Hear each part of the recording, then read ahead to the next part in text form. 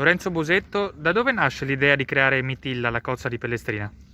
L'idea nasce, si può dire anche in maniera simpatica, è nata seduto in bar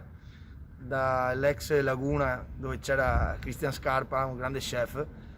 e insieme al mio cognato Federico Menetto ci siamo divertiti a scherzare sul nuovo prodotto che avevo provato e studiato a lungo.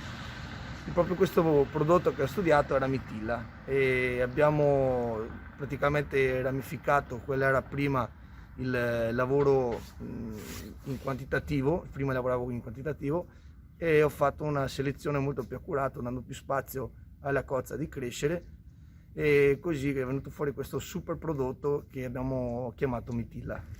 E con il Covid in questo periodo come ve la siete cavata? Con il Covid è stato molto difficile, devo dire la verità, è stato duro perché è mancata tutta la ristorazione, che era tutti i grandi chef che io stimo moltissimo, però è nato un bellissimo rapporto con le pescherie, con le piccole realtà in giro per l'Italia che hanno conosciuto Mitilla, l'hanno provata, si fidano ormai di me e ci credono quanto me. E grazie a loro, devo dire la verità, ho salvato tutta la produzione, ho salvato